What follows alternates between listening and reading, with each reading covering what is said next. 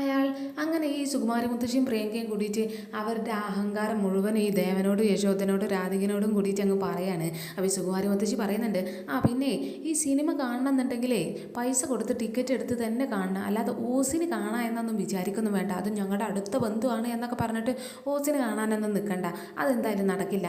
ഇനി നാളെ മുതൽ സിനിമ റിലീസ് ചെയ്ത് കഴിഞ്ഞാൽ എൻ്റെ മോള് നിലത്തോടൊന്നും അല്ല നടക്കുക, വിമാനത്തിൽ നിന്ന് വിമാനം വഴി അങ്ങനെ നടന്നുകൊണ്ടിരിക്കും. പിന്നെ അവളെ പിടിച്ചാൽ കിട്ടില്ല, അത്രക്കും തിരക്കായിരിക്കും. ഇപ്പം തന്നെ ഒരുപാട് സിനിമയിൽ നിന്നൊക്കെ വിളിക്കുന്നുണ്ട്, ഹിന്ദിയിൽ നിന്ന് വിളിക്കുന്നുണ്ട്, തമിഴിൽ നിന്ന് വിളിക്കുന്നുണ്ട്, അങ്ങനെ എന്തൊക്കെയോ സിനിമയിൽ നിന്നൊക്കെ വിളിക്കുന്നത്. അവൾക്കിപ്പോൾ ഇനി മുതൽ ഭയങ്കര ബിസി ആയിരിക്കും. ഞാനും അങ്ങനെ തന്നെ. ഞാനിപ്പം പുതിയതായിട്ട് സിനിമയ്ക്ക് അങ്ങ് കാലെടുക്കുന്ന പ്രൊഡ്യൂസറല്ലേ, അപ്പോൾ എനിക്കും തിരക്കായിരിക്കും. പിന്നെ ഇവളെ പുതിയതായിട്ട് ഏതൊരു ഭാഷയെന്ന് വിളിക്കുന്നുണ്ടല്ലോ, എന്തോ ഒരു പൂരി എന്നൊക്കെ പറഞ്ഞിട്ട്, എന്താടി മോളെ എന്നൊക്കെ പ്രിയങ്കനോട് അങ്ങ് ചോദിക്കുന്നുണ്ട്. അപ്പോൾ പ്രിയങ്ക പറയുന്നുണ്ട് വജിപൂരി എന്നൊക്കെ ഇങ്ങനെ പറയാണ്. അപ്പോൾ വാജിപൂരി അതും കൂടി ആ ഒരു സിനിമയിൽ നിന്നും കൂടി ആ ഒരു ഭാഷയിൽ നിന്നും കൂടിയിട്ട് ഇവളെ വിളിക്കുന്നുണ്ട്. അപ്പം മൊത്തത്തിൽ പറഞ്ഞാൽ ഇവളിനി അങ്ങ് തിരക്കിലായിരിക്കും. പിന്നെ ആ ഒരു സമയത്ത് ഇനി ഇവൾ സെലിബ്രിറ്റി ആയി കഴിഞ്ഞാൽ, ഈ സിനിമ റിലീസ് ചെയ്ത് അത്രക്കും തിരക്കായി കഴിഞ്ഞാൽ നിങ്ങൾ വന്നിട്ട് അയ്യോ ഞാൻ അവളുടെ അമ്മയാണ്, അച്ഛനാണ്, അല്ലെങ്കിൽ ചേർത്ത് വളർത്തിയ ഞാൻ അവളുടെ ചേച്ചിയാണ് എന്നൊക്കെ പറഞ്ഞിട്ട് ആരെങ്കിലുമൊക്കെ വരുമെന്ന് ഉറപ്പാണ്. അങ്ങനെ ആരെങ്കിലുമൊക്കെ വരാൻ നിന്നാൽ വെറുതെ എൻ്റെ കയ്യിൽ നിന്ന് അടി വാങ്ങണ്ട, അങ്ങനെ ഒരു നാണക്കേടിന് നിങ്ങൾ നിൽക്കരുത് എന്നൊക്കെ ഇങ്ങനെ ഈ സുകുമാരി മുത്തശ്ശി പറയണം. പക്ഷേ ഇവർ ഈ പറയുന്നതൊക്കെ കേട്ടുകൊണ്ട് ഇങ്ങനെ നിൽക്കുകയാണ് ഇവർ 3 പേരും. കാരണം ഇത്രയും അഹങ്കാരം പിടിച്ചൊരു സംസാരം ഇവർ എന്തായാലും മുന്നേ കേട്ടിട്ടുള്ളതുകൊണ്ട് തന്നെ ഇത് തന്നെ ആയിരിക്കും അവരുടെ അടുത്തുനിന്ന് എന്നൊക്കെ ഇവർ ഓൾറെഡി പ്രതീക്ഷിച്ചിരിക്കുകയാണ്. ആ സമയത്ത് പ്രിയങ്ക പറയുന്നുണ്ട്, അല്ലെങ്കിൽ നിങ്ങൾ കാണാനൊക്കെ വന്നോളൂ, എന്നിട്ട് വേണമെങ്കിൽ ഇങ്ങനെയൊക്കെ പറഞ്ഞേല് ആറ്റുവാശ്ശേരിയിൽ ആർക്കും ബുദ്ധിമുട്ടില്ലാതെ ജീവിച്ചു പോകുന്ന ഒരാളാണ്, അല്ലെങ്കിൽ ചെറുപ്പം മുതലേ അവൾക്ക് ഭയങ്കര കഴിവുകൾ ഉണ്ടായിരുന്നു, അങ്ങനെ എന്തെങ്കിലുമൊക്കെ തട്ടി വിട്ടോളൂ, അതിനൊന്നും കുഴപ്പമില്ല, അതൊക്കെ ചെയ്തോളൂ എന്നൊക്കെ ഇങ്ങനെ പറയാണ്. അപ്പോൾ ഈ സുകുമാരവതേശ് വീണ്ടും പറയുന്നുണ്ട്, പിന്നെ ഇനി ഞങ്ങൾ ഫുൾ സെലിബ്രിറ്റീസ് അല്ലേ, അപ്പോൾ പിന്നെ ഇത്രയും ആറ്റുവാശ്ശേരി പോലെയുള്ള ഒരു ലോക്കൽ ഏരിയയിലാണ് ഞങ്ങൾ വളർന്നത് എന്നൊക്കെ പറയാൻ തന്നെ ഒരു നാണക്കേടാണ്. അതുകൊണ്ട് എവിടെയും പോയി അതൊന്നും പറയാൻ നിൽക്കണ്ട, അങ്ങനെയെങ്കിലും പറഞ്ഞാൽ നിന്നാൽ എൻ്റെ സ്വഭാവം മാറും എന്നൊക്കെ ഇങ്ങനെ പറഞ്ഞിട്ട് സുകുമാരി മുത്തശ്ശി പറയുന്നുണ്ട്. ഇത്രയും ഒരു സ്ഥലത്തു നിന്നാണ് നമ്മൾ വളർന്നു വന്നത് എന്നൊക്കെ ആലോചിച്ചിട്ട് തന്നെ ഭയങ്കര ബുദ്ധിമുട്ട്, അത് ഇത്രയും കാലം ഞാനിവിടെ ജീവിച്ചല്ലോ എന്നൊക്കെയാണ് ഞാൻ ആലോചിക്കുന്നത് എന്നൊക്കെ ഇങ്ങനെ പറഞ്ഞിട്ട് അവരെന്തൊക്കെയോ അവരുടെ അഹങ്കാരം മൊത്തം അങ്ങനെ പറഞ്ഞു നടക്കുകയാണ്. എന്നിട്ട് ഈ സുകുമാരത്തശ്ശി പ്രിയങ്ക പറയുന്നുണ്ട്, എന്തായാലും ഞങ്ങൾ പോട്ടെ, ഞങ്ങൾ അക്കാര്യം പറയാൻ വേണ്ടി വന്നതാണ് എന്നൊക്കെ ഇങ്ങനെ പറഞ്ഞിട്ട് ഇവർ തിരിച്ചങ്ങ് കാറി കയറി അങ്ങ് പോകുന്നൊക്കെ ഉണ്ട്. അപ്പോൾ ഈ പോകുന്നതൊക്കെ കണ്ടിട്ട് ദേവൻ പറയുന്നുണ്ട്, ഇത്രയും അടുത്ത ആളായിട്ടും നമ്മുടെ അത്രയും അടുത്ത ഒരു ബന്ധമായിട്ടും ഇവരൊന്ന് നശിച്ചു പോകണേ എന്നൊക്കെ നമ്മുടെ മനസ്സുകൊണ്ട് നമ്മൾ ചിന്തിക്കുന്നുണ്ട്. അതാണ് സ്വഭാവത്തിൻ്റെ ഈ മഹത്വം എന്ന് പറയുന്നത്. ഈ സ്വഭാവം മോശമാണെങ്കിൽ എത്ര അടുത്ത ആളാണെങ്കിലും നമ്മൾ നശിച്ചു പോകണേ എന്നേ വിചാരിക്കുള്ളൂ എന്നൊക്കെ ഇങ്ങനെ ദേവൻ പറയുന്നുണ്ട്. അപ്പോൾ ഈ യശോദാമ്മയും പറയുന്നുണ്ട്, എന്തായാലും ഈ അമ്മയുടെ കാര്യം ഞാൻ ആലോചിക്കുന്നത്, ഇത്രയും പ്രായമായിട്ടും ഈ സ്വഭാവത്തിൽ മോശമായി വരിക എന്നല്ലാതെ ഒരു നന്നാവുന്നൊന്നും ഇല്ലല്ലോ എന്നൊക്കെ ഇങ്ങനെ പറയാണ്. അപ്പോൾ ഈ രാധിക പറയുന്നുണ്ട്, അല്ല അച്ഛാ ഇനി അവരിങ്ങനെ പോയി എവിടം വരെ എത്തും എന്നൊക്കെ ഇങ്ങനെ ചോദിക്കുകയാണ്. അവൻ ദേവൻ പറയുന്നുണ്ട്, ഭൂമി ഉരുണ്ടതല്ല മോളെ, അവർ കുറേ അങ്ങനെ കറങ്ങി അവസാനം ഇവിടെ തന്നെ വന്നെത്തും എന്നുള്ള കാര്യം ദേവൻ അങ്ങനെ പറയുന്നൊക്കെ ഉണ്ട്. പിന്നെ ഈ വരുണ് അവൻ ഇൻ്റർവ്യൂ അറ്റൻഡ് ചെയ്യാൻ വേണ്ടിയിട്ട് അങ്ങനെ അവസാനം ആ ഒരു കമ്പനിയിൽ എത്തിയിരിക്കുകയാണ്. അപ്പോൾ ഇവന് വാതിൽ തുറന്ന് നോക്കുന്ന സമയത്ത് ഇൻ്റർവ്യൂ അറ്റൻഡ് ചെയ്യാൻ വേറെ ആരെയും അവിടെ കാണുന്നില്ല. അപ്പോൾ ഇവനിങ്ങനെ ചുറ്റുപാടും ഇങ്ങനെ നോക്കിയിട്ട് ആരും കാണുന്നില്ല, നല്ല ശാന്തമായൊരു അന്തരീക്ഷം. അപ്പോൾ ഇവരിങ്ങനെ വേഗം തന്നെ ആ ഒരു നമ്പറിലേക്ക് അങ്ങ് കോൾ ചെയ്യാണ്. അവൻ കോൾ ചെയ്യുന്ന സമയത്ത് ആ റിസപ്ഷനിലുള്ള ഒരു പെണ്ണായിരിക്കും ഫോൺ എടുക്കുന്നത്. അത് ഈ വരുണിന് തലേ ദിവസം വിളിച്ചിരുന്ന ആ ഒരു പെണ്ണ്. അപ്പോൾ അവൾ ഫോൺ എടുക്കുന്ന സമയത്ത് ഈ വരുണിനെ അങ്ങ് കാണുന്നുണ്ട്. അപ്പോൾ ഇവൾ വേഗം ഈ വരുണിൻ്റെ അടുത്തേക്ക് അങ്ങ് ചെന്നിട്ട് എത്തി എന്നൊക്കെ ഇങ്ങനെ ചോദിക്കുകയാണ്, എന്താ ലേറ്റ് ആയത് എന്നൊക്കെ ഇങ്ങനെ ചോദിക്കുമ്പോൾ വരുന്ന ഇങ്ങനെ പറയുന്നുണ്ട്, അത് വഴിയിൽ ചെറിയൊരു ആക്സിഡൻറ്റ്, അപ്പോൾ അങ്ങനെ ഒന്ന് തിരക്കായി പോയതാണ്, ഒരു 30 മിനിറ്റ് ലേറ്റ് ആയി അല്ലേ എന്നൊക്കെ ഇങ്ങനെ പറയാണ്. അപ്പം വേറെ ആരും ഇൻ്റർവ്യൂവിന് ഇല്ലേ എന്നൊക്കെ ഇങ്ങനെ വരുന്ന ചോദിക്കുന്നുണ്ട്. അപ്പോൾ ഇവരിങ്ങനെ പറയുന്നുണ്ട്, 2-3 പേരും കൂടി ഉണ്ടായിരുന്നു, അവരുടേതൊക്കെ കഴിഞ്ഞു, ഇനി നിങ്ങൾ മാത്രമേ ഉള്ളൂ എന്നൊക്കെ ഇങ്ങനെ പറയാണ്. എന്നിട്ട് ഒരു മിനിറ്റ് ഇവിടെ ഒന്ന് നിൽക്കുക എന്നൊക്കെ ഇങ്ങനെ പറഞ്ഞിട്ട് അവർ നേരെ അകത്തേക്ക് അങ്ങ് പോകുന്നുണ്ട്. അപ്പോൾ അകത്ത് പോയി കഴിഞ്ഞതിന് ശേഷം അവർ എന്തൊക്കെ ഡിസ്കസൊക്കെ ചെയ്ത് കഴിഞ്ഞതിന് ശേഷം ഈ വരുണിനെ വന്നിട്ട് നിങ്ങളോട് ഉള്ളിലേക്ക് വരാൻ പറഞ്ഞിട്ടുണ്ട് എന്നൊക്കെ പറഞ്ഞിട്ട് അവനെയും കൊണ്ടങ്ങ് പോവുകയാണ്. അപ്പോൾ ഇവന് നേരെ ഉള്ളിലേക്ക് അങ്ങ് കയറി ചെല്ലുന്നുണ്ട്. അപ്പോൾ അവർ കയറി ചെയ്യുന്ന സമയത്ത് 3 പേരാണ് ഇൻ്റർവ്യൂ ചെയ്യാൻ വേണ്ടിയിട്ട് അവിടെ അങ്ങ് ഇരിക്കുന്നത്. അപ്പോൾ ഇവരിങ്ങനെ അവിടെ ഇരുന്നോളൂ എന്നൊക്കെ ഇങ്ങനെ പറയുന്നത്. അപ്പോൾ ഈ വരുണ് അവിടെ ചെയറിലങ്ങ് ഇരിക്കുന്നുണ്ട്. അപ്പോൾ ഇൻ്റർവ്യൂ സ്റ്റാർട്ട് ചെയ്യാണ്. അപ്പോൾ ഇവരിങ്ങനെ ആദ്യം തന്നെ ചോദിക്കുന്നത് ഏറ്റവും കൂടുതൽ വാല്യൂ ഉള്ള ഒരു കാര്യം എന്താണ്, ഏറ്റവും കൂടുതൽ മൂല്യമുള്ളൊരു കാര്യം എന്താണ് എന്ന് വരുണിനോട് അങ്ങ് ചോദിക്കുകയാണ്. ആ സമയത്ത് വരുണ് പറയുന്നുണ്ട് തീർച്ചയായിട്ടും അത് സമയം തന്നെയാണ് എന്ന് അങ്ങ് മറുപടി അങ്ങ് പറയുന്നുണ്ട്. അപ്പോൾ ഇവർ പറയുന്നുണ്ട് ഈ സമയത്തിന് വാല്യൂ കൊടുക്കാത്ത ആളെ എന്താണ് ഈ ലോകത്തിൽ അത്ര വില കൽപ്പിക്കണോ എന്നൊക്കെ ചോദിക്കണേ. അപ്പോൾ ഈ വരുണ് പറയുന്നുണ്ട് ഒരിക്കലും ഇല്ല, സമയത്തിന് നല്ല വില കൽപ്പിക്കുക തന്നെ വേണം. അത് ഈ ഒരു ലോകത്ത് അതിന് വില കൊടുക്കാത്ത ഒരാൾക്ക് ഒരു വാല്യൂ ഇല്ല എന്നുള്ള കാര്യമൊക്കെ വരുണ് അങ്ങ് പറയാണ്. അപ്പോൾ ഇയാളിങ്ങനെ ചോദിക്കുന്നുണ്ട് അപ്പം ഈ 30 മിനിറ്റാണ് നിങ്ങൾ ലേറ്റ് ആയത്, അപ്പോൾ അതിന് നിങ്ങൾ ഈ സമയത്തിന് വാല്യൂ കൊടുക്കാത്തത് കൊണ്ടല്ലേ നിങ്ങൾ ലേറ്റ് ആയത്, അപ്പോൾ നിങ്ങൾ ഈ ലോകത്തിൽ ഒരു വാല്യൂ കൊടുക്കാത്ത ഒരാളാണ് എന്ന് ഞങ്ങൾ ചിന്തിക്കണോ എന്നൊക്കെ ഇങ്ങനെ ഇവനോട് അങ്ങ് ചോദിക്കുന്ന സമയത്ത് വരുണ് പറയുന്നുണ്ട് ഈ 30 മിനിറ്റ് എന്ന് പറയുന്നത് എന്തുകൊണ്ടാണ് ലേറ്റ് ആയത് എന്നുള്ള കാര്യം കൂടി നമ്മൾ പരിഗണിക്കണം. ഞാനെന്ന് പറയുന്നത് വരുന്ന വഴിയിൽ ഒരു ആക്സിഡൻ്റായി. അപ്പോൾ ആക്സിഡൻ്റ് ആയ സമയത്ത് അവരെ ഹോസ്പിറ്റലിൽ എത്തിക്കുക എന്നതായിരുന്നു എൻ്റെ ഒരു ലക്ഷ്യം എന്ന് പറയുന്നത്. അപ്പോൾ അത് എത്രയും പെട്ടെന്ന് തീർത്തിട്ട് ഇങ്ങോട്ട് വന്നപ്പോഴാണ് 30 മിനിറ്റ് ലേറ്റ് ആയത് എന്നുള്ള കാര്യങ്ങൾ പറയുകയാണ്. അപ്പോൾ ഈ ഇൻ്റർവ്യൂ ചെയ്യുന്നവർ പറയുന്നുണ്ട് അങ്ങനെയാണെങ്കിൽ ഒരു ഇൻ്റർവ്യൂവിന് പോകുന്ന സമയത്ത് വഴിയിൽ ഇങ്ങനെയുള്ള കാര്യങ്ങളൊക്കെ കാണും, അത് കാണാതെ നേരെ നമ്മുടെ കാര്യങ്ങൾ നോക്കി അങ്ങ് വരിക എന്നല്ല ചെയ്യേണ്ടത് എന്നുള്ള കാര്യം അങ്ങ് ചോദിക്കുകയാണ്. അപ്പോൾ ഈ വരുണ് പറയുന്നുണ്ട് അങ്ങനെ ചെയ്താലും മതി, പക്ഷേ എന്നെക്കൊണ്ട് അതിന് സാധിക്കില്ല, എനിക്ക് സഹജീവികളോടുള്ള ഒരു അനുകമ്പയും കാര്യങ്ങളും ഉത്തരവാദിത്വം എല്ലാം ഉണ്ട്, അതുകൊണ്ട് എന്നെക്കൊണ്ട് അതിന് സാധിക്കില്ല എന്ന കാര്യം ഈ വരുണ് അങ്ങ് പറയാണ്. അപ്പോൾ ആ സമയത്ത് എന്ന് പറയുന്നത് ഇവരങ്ങ് പറയുന്നുണ്ട് എന്നാൽ നമുക്ക് ഇൻ്റർവ്യൂവിലേക്ക് അങ്ങ് കയറാം എന്നൊക്കെ പറഞ്ഞിട്ട് ആ ഒരു ഇൻ്റർവ്യൂ അങ്ങനെ അറ്റൻഡ് ചെയ്തുകൊണ്ടിരിക്കുകയാണ്. അപ്പോൾ ഓരോ ക്വസ്റ്റ്യനൊക്കെ ചോദിച്ച് അവൻ ആൻസറൊക്കെ പറഞ്ഞിട്ടുണ്ട്. അവൻ്റെ ഡീറ്റെയിൽസും രേഖകളും എല്ലാം കൂടിയിട്ട് ആ ഫയൽ മൊത്തം അവർക്ക് അങ്ങ് കൊടുക്കുന്നൊക്കെ ഉണ്ട്. അവസാനം ഇവർ പറയുന്നുണ്ട് നിങ്ങൾ കുറച്ച് നേരം പുറത്തിരുന്നോളൂ കേട്ടോ, ഞങ്ങൾ വിളിക്കാം എന്നൊക്കെ ഇങ്ങനെ പറയാണ്. അപ്പോൾ ഇവന് ഓക്കെ എന്നൊക്കെ പറഞ്ഞിട്ട് അവിടെ അങ്ങ് പുറത്ത് വന്നിരിക്കുന്നു. ഈ സമയം കൊണ്ട് ഈ വരുണ് രാധികയൊക്കെ അങ്ങ് കോൾ ചെയ്യണം. അപ്പോൾ ഈ രാധിക ഫോൺ എടുക്കുന്ന സമയത്ത് കാര്യങ്ങളൊക്കെ ചോദിക്കുകയാണ് എന്താ ഇൻ്റർവ്യൂ കഴിഞ്ഞ എന്നൊക്കെ ഇങ്ങനെ ചോദിക്കുന്ന സമയത്ത് ഈ വരുണ് അങ്ങ് പറയുന്നുണ്ട് ഇൻ്റർവ്യൂ ഒക്കെ അറ്റൻഡ് ചെയ്ത് കഴിഞ്ഞ് കുറച്ച് നേരം ഇവിടെ പുറത്തിരിക്കാനാണ് പറഞ്ഞത്, ഇനി എന്താ സംഭവിക്കാമെന്നൊന്നും അറിയില്ല, വേണമെങ്കിൽ ഇപ്പോൾ തന്നെ റിസൾട്ട് അറിയായിരിക്കും എന്നൊക്കെ ഇങ്ങനെ പറയായിരുന്നു.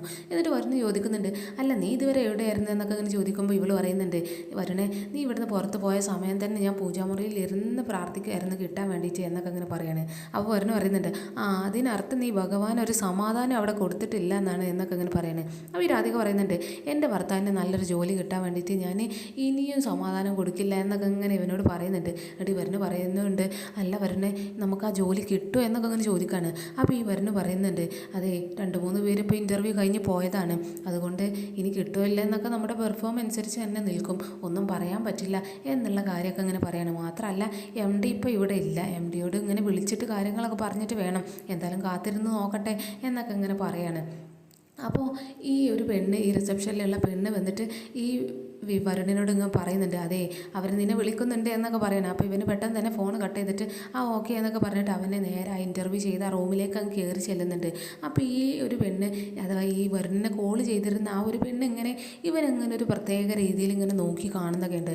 അപ്പോൾ ആ ഒരു നോട്ടം കാണുമ്പോൾ ഇത് ഇനി സേറയുടെ പണിയാണോ എന്നുള്ളൊരു ചെറിയൊരു സംശയമൊക്കെ വരുന്നുണ്ട് ഇവരുടെ ചെറിയ എക്സ്പ്രഷനൊക്കെ കണ്ടിട്ട്. അപ്പോൾ എന്തായാലും ആണോ അല്ല എന്നൊക്കെ നമുക്ക് കാത്തിരുന്ന് തന്നെ കാണാം. അപ്പോൾ നേരെ ഈ ഇൻ്റർവ്യൂ അറ്റൻഡ് ചെയ്ത് ആ ഒരു റൂമിലേക്ക് വരുണ് അങ്ങ് കയറി ചെല്ലുന്ന സമയത്ത് ഇവർ പറയുന്നുണ്ട് നിങ്ങളുടെ പെർഫോമൻസും സർട്ടിഫിക്കറ്റ് കാര്യങ്ങൾ എല്ലാം MDക്ക് ഇഷ്ടപ്പെട്ടിട്ടുണ്ട്, കുഴപ്പമൊന്നുമില്ല എന്നൊക്കെ പറഞ്ഞിട്ടുണ്ട്. അപ്പോൾ ഞങ്ങൾ മാനേജ്മെൻറ്റൊക്കെ ആയിട്ട് ചർച്ച ചെയ്തിട്ട് നിങ്ങളെ സെലക്ട് ചെയ്തിരിക്കുന്നു എന്നുള്ള കാര്യം അങ്ങ് പറയുന്നത്.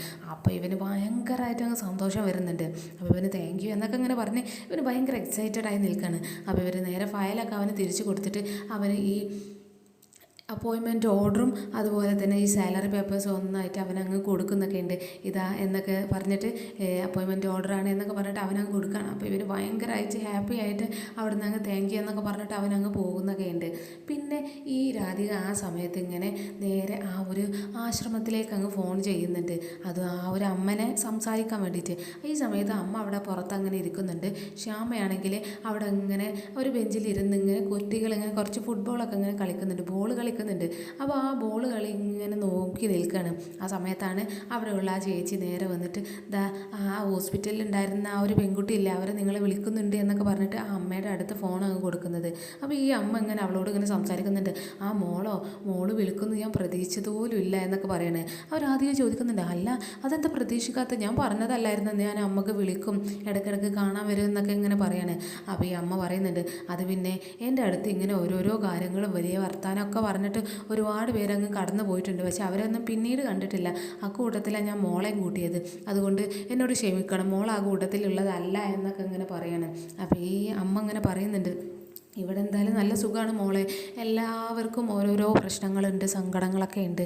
അപ്പം എല്ലാവരുടെ ഇടയിലും ഞങ്ങൾ അങ്ങോട്ടും ഇങ്ങോട്ടൊക്കെ ഇങ്ങനെ സങ്കടങ്ങളൊക്കെ പറഞ്ഞ് അങ്ങനെ ഒരുമിച്ചിരുന്ന് സംസാരിക്കും എന്നൊക്കെ ഇങ്ങനെ പറയാണ്. അവർ അധികം പറയുന്നുണ്ട്, അല്ല അമ്മക്ക് ഇവിടെ ആരെങ്കിലുമൊക്കെ ഒരു കൂട്ട് കിട്ടിയോ എന്നൊക്കെ ചോദിക്കാണ്. അപ്പോൾ ഈ അമ്മ പറയുന്നുണ്ട്, ആ ഒരു കൂട്ട് കിട്ടിയിട്ടുണ്ട്, അവളുടെ പേരാണ് ഏഞ്ചൽ മേരി എന്നങ്ങ് പറയാണ്. അപ്പോൾ ഈ രാധിക പറയുന്നുണ്ട്, ഏഞ്ചൽ മേരി, ആ പേരൊക്കെ നല്ല രസമുണ്ടല്ലോ എന്നൊക്കെ ഇങ്ങനെ പറയാണ്. അപ്പോൾ ഇവളിങ്ങനെ പറയുന്നുണ്ട്, ആ ഏഞ്ചൽ മേരിയുടെ ഓർമ്മകളൊക്കെ പോയതാണ്, കഴിഞ്ഞ ഓർമ്മകളൊന്നും അവൾക്കില്ല, എന്തായാലും അവളോട് സംസാരിച്ചിരിക്കാൻ നല്ല രസമാണ്, നിനക്ക് അവളോട് സംസാരിക്കണം എന്നൊക്കെ ചോദിക്കാണ്. അപ്പോൾ രാധിക പറയുന്നുണ്ട്, ആ എനിക്ക് സംസാരിക്കണം, എന്തായാലും ഫോൺ കൊടുക്കുക എന്നൊക്കെ ഇങ്ങനെ പറയുന്നത്. അപ്പോൾ ഈ അമ്മ നേരെ ഏഞ്ചൽ മേരിയുടെ അടുത്തേക്ക് അങ്ങ് പോകുന്നുണ്ട്. അപ്പോൾ ശ്യാമനോട് ഇങ്ങനെ പറയുന്നുണ്ട്, ശ്യാമേ ഇതാണ് ഞാൻ പറഞ്ഞിട്ടില്ലായിരുന്നോ എന്നെ സഹായിച്ച ആ പെൺകുട്ടി, അവരാണ്, അവർക്ക് നിന്നോട് സംസാരിക്കണം എന്നാണ് പറയുന്നത്, നീ സംസാരിക്കുക എന്നൊക്കെ പറഞ്ഞിട്ട് ഈ ശ്യാമക്ക് അങ്ങ് ഫോൺ കൊടുക്കുകയാണ്. അപ്പോൾ ശ്യാമ ഈ ഫോൺ ഇങ്ങനെ വാങ്ങി സംസാരിക്കാൻ നിൽക്കുന്ന സമയത്ത് അവളുടെ ആ ഒരു കുഞ്ഞ് എന്ന് പറയുന്ന ഫുട്ബോൾ കളിക്കുന്ന ആ ഒരു സ്ഥലത്ത് നിന്ന് അങ്ങ് വീഴുന്നുണ്ട്. അപ്പോൾ ഇവള് അയ്യോ മോളെ എന്നൊക്കെ പറഞ്ഞ് നിലവിളിച്ച് ആ ഫോൺ അവിടെ വെച്ച് അങ്ങ് പോവാണ്. അപ്പോൾ ആ ഒരു നിലവിളി എന്തായാലും രാധികക്ക് അങ്ങ് കേൾക്കുന്ന സമയത്ത് അവൾക്കത് അവളുടെ അമ്മയുടെ ശബ്ദമൊക്കെ ആയിട്ട് അങ്ങ് തോന്നുകയാണ്. അപ്പോൾ ഇവൾക്ക് എന്തോ ഒരു ഫീൽ അങ്ങ് വരുന്നുണ്ട്. അപ്പോൾ ഇവൾ നേരെ ആ ഒരു ഏഞ്ചൽ മേരി നേരെ ആ കുഞ്ഞിൻ്റെ അടുത്തേക്ക് അങ്ങ് പോയിട്ട് എന്തെങ്കിലുമൊക്കെ പറ്റിയ മോളെ എന്നൊക്കെ അങ്ങനെ ചോദിക്കുന്നൊക്കെ ഉണ്ട്. അപ്പോൾ ഈ അമ്മ നേരെ ആ ഫോൺ എടുത്തിട്ട് പറയുന്നുണ്ട്, അതേ അവൾക്ക് ഇവിടെ ഒരു കുഞ്ഞുണ്ട്, ആ കുഞ്ഞൊന്ന് വീണതാണ്, അവളുടെ അടുത്തേക്ക് അങ്ങ് ഓടിപ്പോയതാണ് എന്നൊക്കെ പറയണം. അപ്പോൾ ഇവളിങ്ങനെ പറയുന്നുണ്ട്, അമ്മേ എനിക്ക് അവരുടെ ശബ്ദം കേട്ടിട്ട് ആരുടെയൊക്കെയോ എൻ്റെ അടുത്ത ബന്ധുവായിട്ടൊക്കെ ഇങ്ങനെ തോന്നുന്നുണ്ട് എന്നൊക്കെ ഇങ്ങനെ പറയണം. അപ്പോൾ ഈ അമ്മ പറയുന്നുണ്ട്, അതങ്ങനെയാണ്, നമ്മൾക്ക് ഈ ഏഞ്ചൽ മേരിയുടെ ഒരു പ്രത്യേകതയാണത്, അവളുടെ ശബ്ദമൊക്കെ ഇങ്ങനെ കേൾക്കുമ്പോൾ എന്ത് രസമാണെന്നറിയാം എന്നൊക്കെ ഇങ്ങനെ പറയാണ്. അപ്പോൾ ഇവളിങ്ങനെ പറയുന്നുണ്ട്, രാധിക അത് ശരിയാണ് അമ്മേ, അവരെ ഒന്ന് കാണണം എന്നൊക്കെ ഉണ്ട് എന്നൊക്കെ ഇങ്ങനെ പറയണം. അപ്പോൾ എന്തായാലും ഞാനൊരു ദിവസം വരുന്നുണ്ട് എന്നുള്ള കാര്യം ഇങ്ങനെ ഈ രാധിക പറയുന്നുണ്ട്. അപ്പോൾ ഈ മുത്തശ്ശി പറയുന്നുണ്ട്, മോൾ എന്തായാലും ഇങ്ങോട്ട് വരുന്ന സമയത്ത് ഞാൻ അവരെയും കൂടി നിന്നെ പരിചയപ്പെടുത്തി തരാം, ഈ ഏഞ്ചൽ മേരീനെ എന്നൊക്കെ ഇങ്ങനെ ഈ രാധികനോട് പറയാണ്. അപ്പോൾ ഇവളും ഓക്കെ എന്നൊക്കെ ഇങ്ങനെ പറയുന്നൊക്കെ ഉണ്ട്. അങ്ങനെ ഈ വരുൺ അങ്ങനെ ഈ ആറ്റുവാശ്ശേരിക്ക് അങ്ങ് കടന്നു വരികയാണ്. അപ്പോൾ ആ സമയത്താണെങ്കിൽ ടേബിളിലാണെങ്കിൽ ഈ ദേവനും യശോദയും അമ്മയും മുത്തശ്ശി എല്ലാവരും കൂടിയിട്ട് അങ്ങനെ ഇരിക്കുന്നുണ്ട്. പക്ഷെ അവരെല്ലാവരും മിണ്ടാതിരിക്കുന്നത് കണ്ടിട്ട് ഈ രാധിക വന്നിട്ട് ചോദിക്കുന്നുണ്ട്, അല്ല നിങ്ങളെന്തത് മൗനവ്രതത്തിലാണ്, 3 പേരും കൂടി ഇരുന്നിട്ട് ഒരു ശബ്ദം പോലും ഇല്ലാത്തത് എന്നൊക്കെ ഇങ്ങനെ പറയണം. അവരിങ്ങനെ പറയുന്നുണ്ട്, ഈ വരുന്ന ഇൻ്റർവ്യൂ ചെയ്യാൻ വേണ്ടി പോയതല്ലേ, അപ്പോൾ അവന് ജോലി കിട്ടിയില്ലേ എന്ന് അറിയാനായിട്ട് ഭയങ്കര ടെൻഷനാണ് എന്നൊക്കെ പറഞ്ഞിട്ട് ഇങ്ങനെ ഇരിക്കുന്നതിൻ്റെ ഇടയിലാണ് ഈ വരുന്ന അങ്ങ് കയറി വരുന്നത്. അപ്പോൾ ഈ രാധിക വരുന്ന വന്നിട്ടുണ്ട് എന്നാണ് തോന്നുന്നത്, ഞാനിപ്പോൾ വരാമെന്നൊക്കെ പറഞ്ഞിട്ട് നേരെ മുറ്റത്തേക്ക് അങ്ങ് ഓടുന്നുണ്ട്.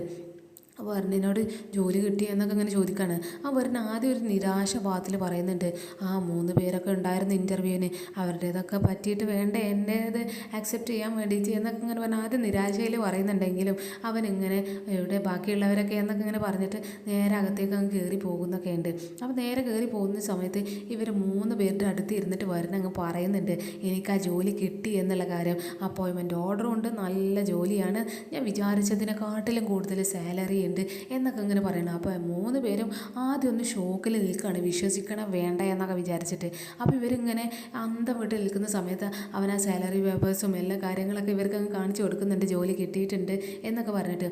അപ്പോൾ ഈ മുത്തശ്ശിക്ക് ഭയങ്കര സന്തോഷമാവാണ്. ആ മുത്തശ്ശിനോട് ഇങ്ങനെ പറയുന്നുണ്ട്, എൻ്റെ പൊന്ന് മുത്തശ്ശി എനിക്ക് ജോലി കിട്ടിയിട്ടുണ്ട്, നമ്മുടെ കഷ്ടപ്പാടൊക്കെ കഴിഞ്ഞ് എന്നൊക്കെ ഇങ്ങനെ പറയണം, നമ്മൾ രക്ഷപ്പെട്ടു എന്നൊക്കെ പറയണം. അപ്പോൾ ഇവരിങ്ങനെ ചോദിക്കുന്നുണ്ട്, അല്ല എന്ത് പോസ്റ്റിലേക്കാണ് ജോലി എന്നൊക്കെ ഇങ്ങനെ യശോദാമ്മ അങ്ങ് ചോദിക്കണ്.